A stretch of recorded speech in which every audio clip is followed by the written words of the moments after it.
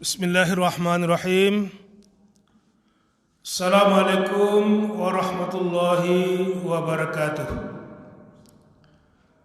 Alhamdulillahillazi arsala rasulahu bil huda wa dinil haq liyuzhirahu 'ala dini kullih walau karihal musyrikun. Asyhadu an la ilaha illallah wa asyhadu anna Muhammadan abduhu wa rasuluh la nabiyya ba'dah. Allahumma fasalli wa sallim wa barik ala sayyidina Muhammad wa ala alihi wa ashabihi ajma'in. Amma ba'du. Bapak, Ibu, kaum muslimin, kaum muslimat, sidang pendengar yang dirahmati Allah, segala puji dan syukur marilah kita aturkan kepada Allah Subhanahu wa taala yang selalu memberikan dan melimpahkan rahmat, taufik dan hidayahnya kepada kita bersama. Alhamdulillah, dengan rahmat, taufik, hidayah itu kita masih diberi kesehatan, masih diberi umur yang panjang, dan masih diberi kesempatan untuk berubudiah kepada Allah Subhanahu wa taala. Mudah-mudahan kita semua nanti berada di bawah naungan dan lindungan Allah Subhanahu wa taala. Kemudian salat dan salam kita sampaikan, kita kirimkan kepada Rasulullah Muhammad sallallahu alaihi wasallam dengan membacakan Allahumma shalli ala Muhammad wa ala ali Muhammad. Bapak, Ibu, jemaah kaum muslimin pendengar yang dirahmati Allah, pada sore yang berbahagia ini yang akan memberikan pengajian kepada kita adalah Ustaz Abrar. Alhamdulillah, beliau sudah bersama dengan kita. Sebelum itu, mari kita buka pengajian kita dengan membacakan basmalah. Bismillahirrahmanirrahim. Untuk selanjutnya kita persilakan kepada Ustaz untuk berikan tausiah pada sore ini. Terima kasih.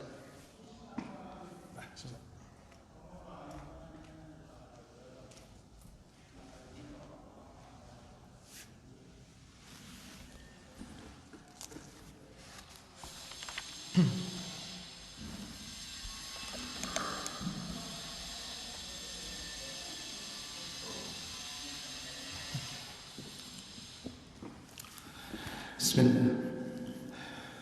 Assalamualaikum warahmatullahi wabarakatuh. Innal hamdalillah nahmaduhu wa nasta'inuhu wa nastaghfiruhu wa natubu ilayh wa na'udzu billahi min shururi anfusina wa min sayyiati a'malina. Man yahdihillahu fala mudilla lahu wa man yudlil fala hadiya lahu. أشهد أن لا إله إلا الله وحده لا شريك له وأشهد أن محمدا عبده ورسوله وسفيه من بين خلقه وخليله وبلغ الرسالة وأدى الأمانة ونصح الأمة وكشف به الغمة وجاهد في الله حق جهاده حتى أتاه اليقين وقد تركنا على محجة البيضاء ليلها كنهارها لا يزيغ عنها بعد إلا هالك. اعلموا أيها الإخوة أعزني الله وإياكم جميعا فإن أصدق الحديث كتاب الله وخير الهدي هدي محمد صلى الله عليه وسلم وشر الأمور المحدثاتها فإن كل محدثات في الدين بدعة وكل بدعة ضلالة وكل ضلالة في النار. Bapak, Ibu, jemaah Masjid Tangga 2 yang kami muliakan, para pendengar dimanapun berada, alhamdulillah pada sore hari yang berbahagia ini kita berjumpa lagi dalam acara tausiah sore Ramadan di masjid yang kita cintai ini.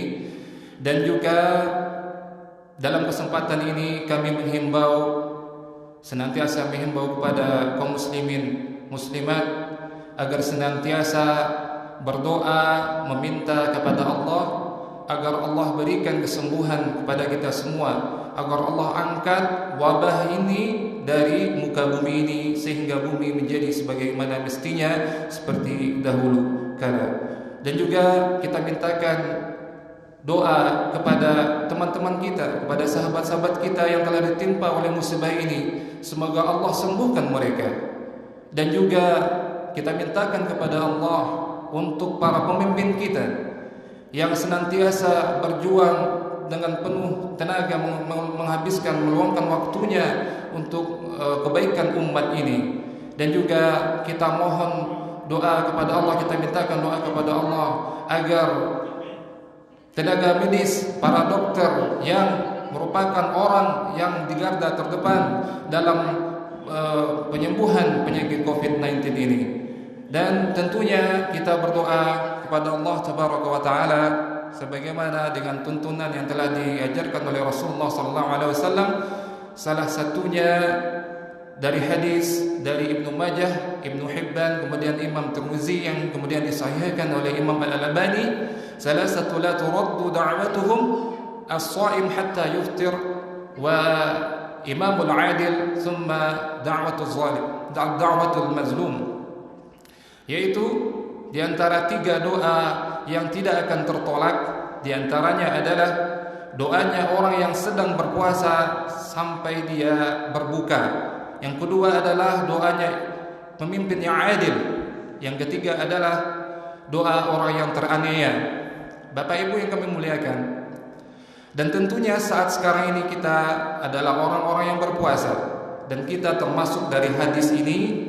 Oleh sebab itu, jangan kita sia-siakan kesempatan ini. Berdoalah kepada Allah dengan penuh keikhlasan, dengan penuh pengharapan. Mintakan kepada Allah agar kita semuanya dijaga oleh Allah Tabaraka wa Ta'ala, dan baik sangka bahwasanya Allah akan mengijabah doa kita sebagaimana perkata Rasulullah sallallahu alaihi wasallam, ud'u Allah wa antum muqinuna bil ijabah wa'lamu anna Allah la yastajibu du'aan min qalbin ghafilin lahin.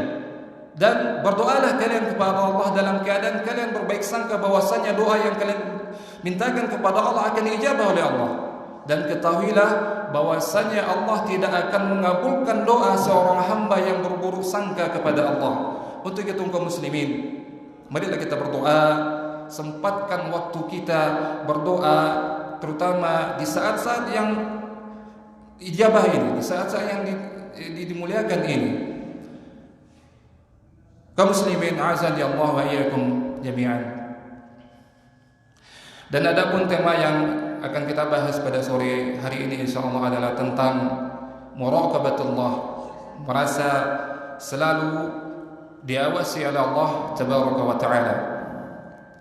Bapak Ibu yang kami muliakan, para pendengar dimanapun berada, dan di antara sifat-sifat Allah yang maha sempurna dari segala bentuk kekurangan, bahwasanya Allah adalah Ar-Raqib, Allah maha pengawas. Oleh sebab itu tidak ada yang tampak, tidak ada yang tersembunyi kecuali Allah maha mengetahuinya. Innallaha la yakhfa 'alaihi syai'un fil ardi wala bis sama'. Dan sesungguhnya tidak ada yang tersembunyi dari hadapan Allah, seluruh apa yang ada di langit dan seluruh apa yang ada di bumi. Kaum muslimin, a'azzani Allah wa iyyakum jami'an. Dan tentunya kita sebagai kaum muslimin, mukminin yang merupakan salah satu cabang tauhid kita, yaitu tauhid asma wa sifat, wajib bagi kita untuk mengimani sifat asma wa sifat Allah Tabaraka wa Ta'ala, yang kemudian pengimanan kita bahwasanya Allah adalah Ar-Raqib, Allah maha pengawas.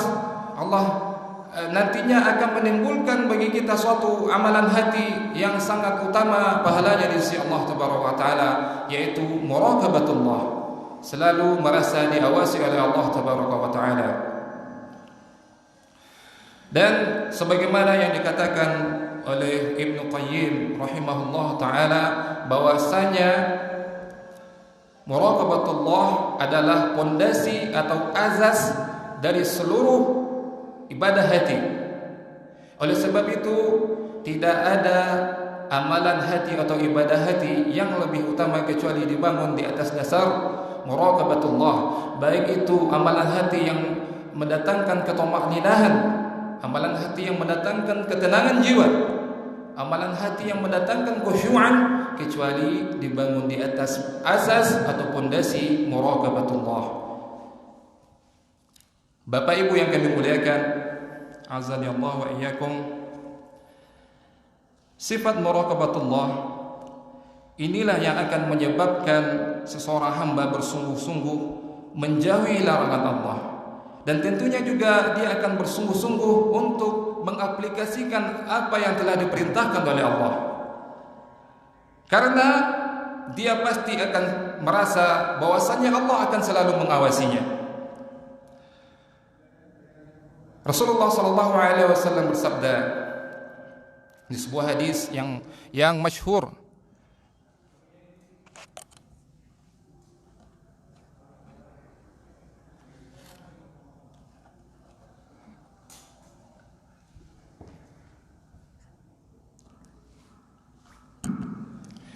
di sebuah hadis yang masyhur Rasulullah SAW bersabda, "An ta'budallaha ka'annaka tarahu, fa in lam takun tarahu fa innahu yaraka."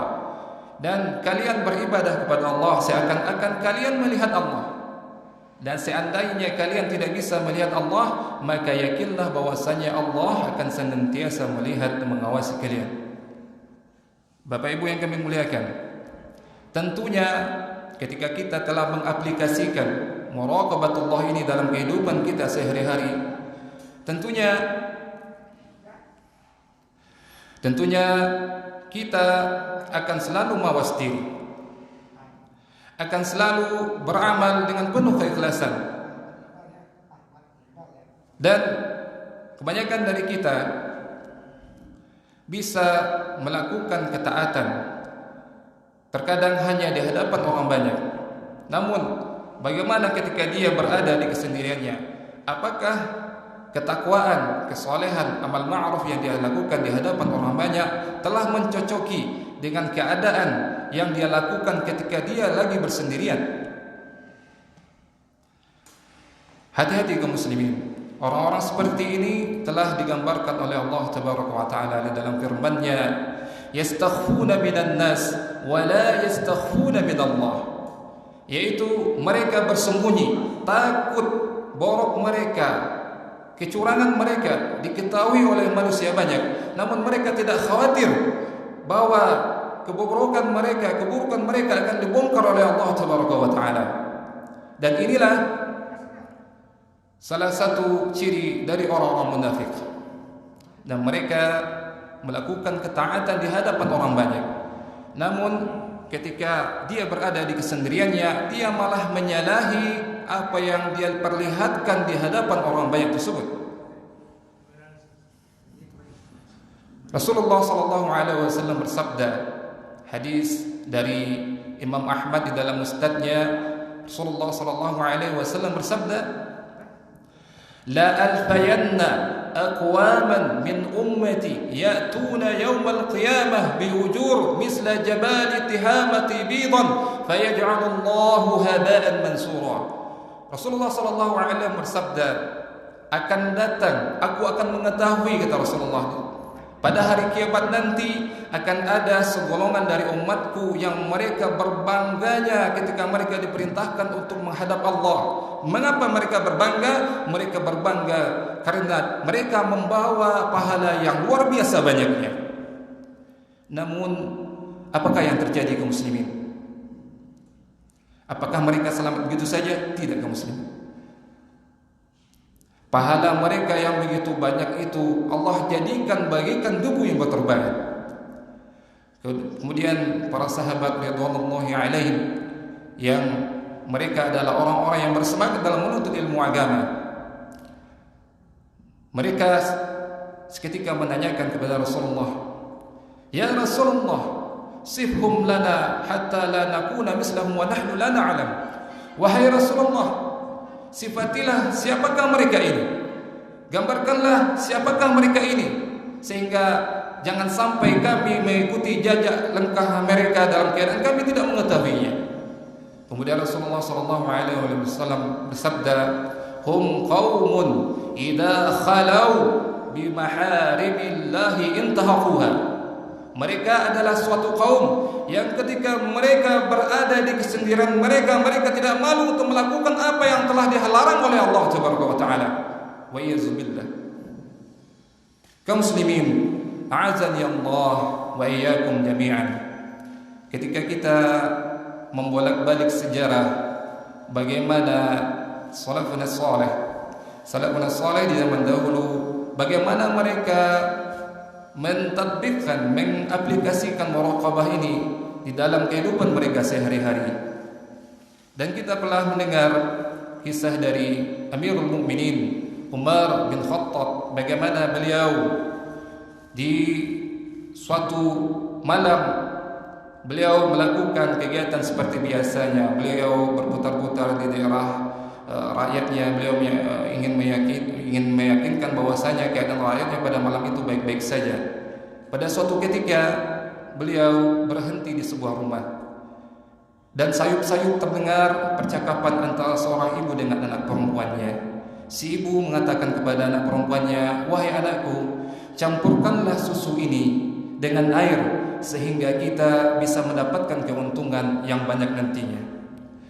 Kemudian sang anak berkata, "Wahai ibunda, bukankah Amirul Mukminin telah melarang kita untuk mencampurkan air ini dengan susu?"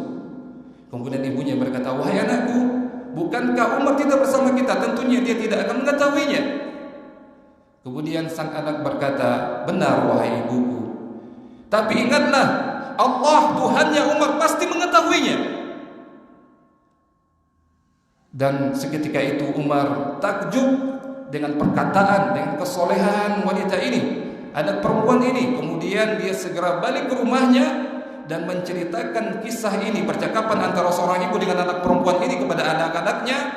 Umar radhiyallahu taala anhu mengatakan, "Wahai anakku, siapakah di antara kalian yang ingin atau menyukai menikahi wanita salihah ini? Seandainya kalian tidak ingin menikahinya, maka aku yang akan menikahinya." Maka dicatatkan dalam tinta emas sejarah bahwasanya ada salah satu anak dari Umar yang menyetujui untuk menikahi perempuan ini, sehingga pada akhirnya dari hasil pernikahan keduanya terlahirlah pemimpin yang adil bijaksana, Umar bin Abdul Aziz. Dan juga bagaimana kisah dengan Abdullah bin Umar radhiyallahu anhuma. Beliau adalah salah seorang sahabat yang gemar memerdekakan budak. Dan dikisahkan pada suatu saat beliau berjalan di sebuah padang rumput, kemudian dari kejauhan beliau melihat seorang pengembala yang tengah asik mengembalakan domba-dombanya. Kemudian beliau mencoba untuk mendekatinya. Beliau berusaha untuk menguji si pengembala ini, apakah dia adalah seorang budak yang beriman sehingga pantas untuk dimerdekakan. Kemudian Ibnu Umar mengatakan, "Wahai saudaraku, dombamu ini sangat sehat-sehat, aku sangat menginginkannya. Sudikah kiranya engkau menjualnya 1 ekor kepadaku?" Kemudian sang pengembala ini menjawab, "Wahai saudaraku, tuanku melarang aku untuk menjualnya." Kemudian Ibnu Umar mengatakan, "Wahai saudaraku, tentunya majikanmu tidak akan mengetahui ini. Katakan saja 1 ekor dari dombamu ini diterkam oleh serigala, tentu dia tidak akan mengetahuinya." Kemudian pengembala ini mengatakan, "Wahai saudaraku, pasti tuanku tidak akan mengetahui. Tapi ingatlah bahwasanya Allah Tabaraka wa Ta'ala pasti akan mengetahuinya." Mendengar jawaban dari sang pengembala ini, menangislah Ibnu Umar. Dan di kemudian hari si pengembala ini beliau merdekakan. Bapak Ibu yang kami muliakan, juga kisah dari Al-Mubarak. Suatu ketika beliau diperintahkan oleh majikannya untuk mendatangkan hasil kebunnya, yaitu kebun anggur. Kemudian tatkala disajikan kepada tuannya marah. "Wahai Al-Mubarak, kenapa hasil panenan anggurmu tidak bagus, tidak manis, pahit-pahit rasanya? Apa saja kerjamu?" Kemudian Al-Mubarak mengatakan, "Wahai tuanku, ketahuilah, bukankah engkau mengamanahkanku untuk menjaga kebun ini saja, tidak mengamanahkanku untuk mencicipinya? Sehingga sejak pertama kali aku bekerja di kebun ini, tidak satupun anggur yang aku coba." Kemudian mendengar jawaban dari Al-Mubarak ini, berbanggalah tuannya ini.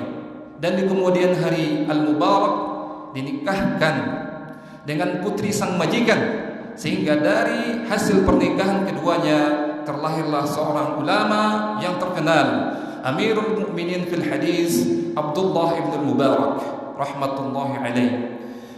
Bapak Ibu yang kami muliakan, tentunya ketika kita mengaplikasikan muraqabatullah dalam kehidupan kita, muraqabatullah, merasa diri kita diawasi oleh Allah tabaraka wa taala, kita akan mendapatkan kebahagiaan kelak insyaallah. Dan ketahuilah bahwasanya ketika kita tidak mengaplikasikan, tidak merasa bahwasanya Allah akan selalu mengawasi kita, maka takutlah kehidupan kita akan sengsara nantinya. Ketika kita menyembunyikan hal-hal yang khianat dari mata kita, ketahuilah pasti Allah akan mencatatnya. Ketika tangan kita melakukan hal-hal yang diharamkan oleh Allah, maka ketahuilah bahwasanya Allah akan mengawasinya. Ketika kaki kita melangkah kepada hal-hal yang diharamkan dan tidak seorang pun yang mengetahuinya kecuali Allah, yakinlah Allah mengetahuinya.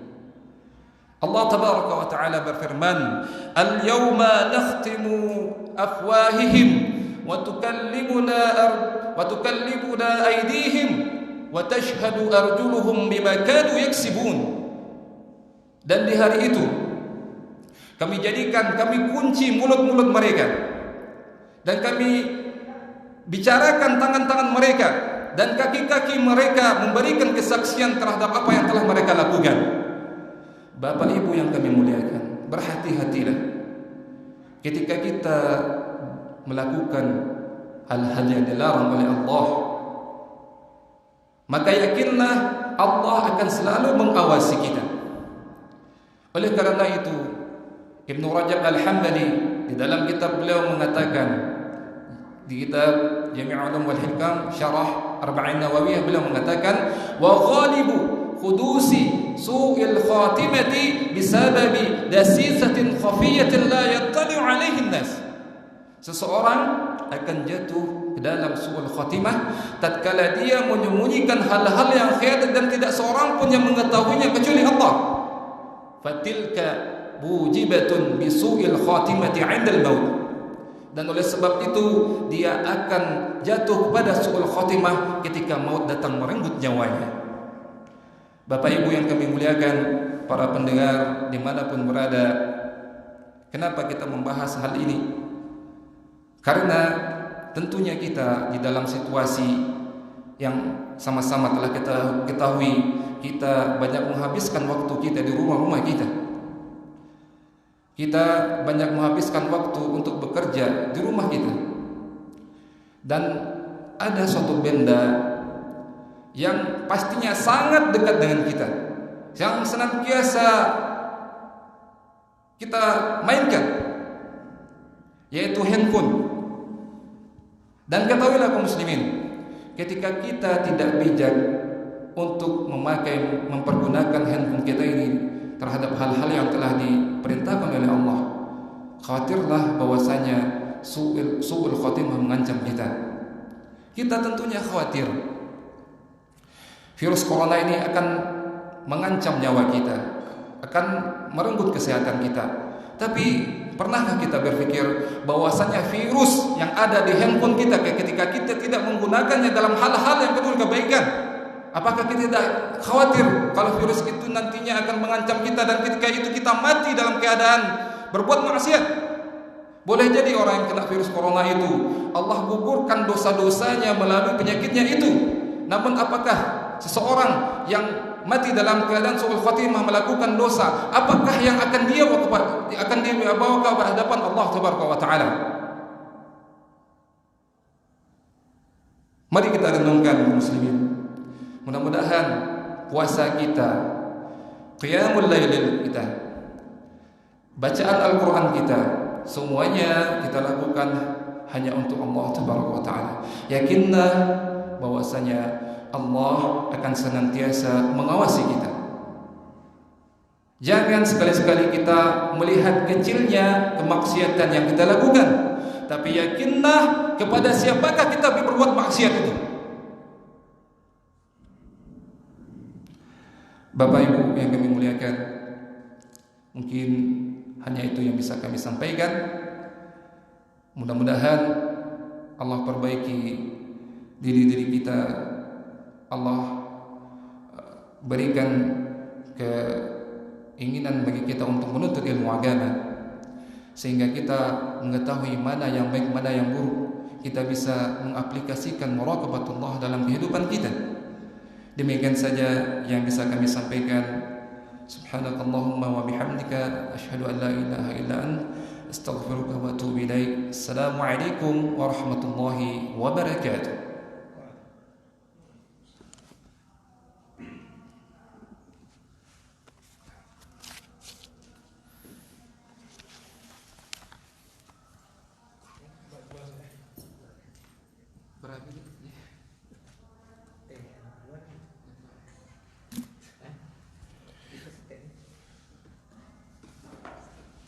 Ya, terima kasih banyak kita sampaikan kepada Ustaz Abrar yang telah memberikan tausiah beliau pada sore ini.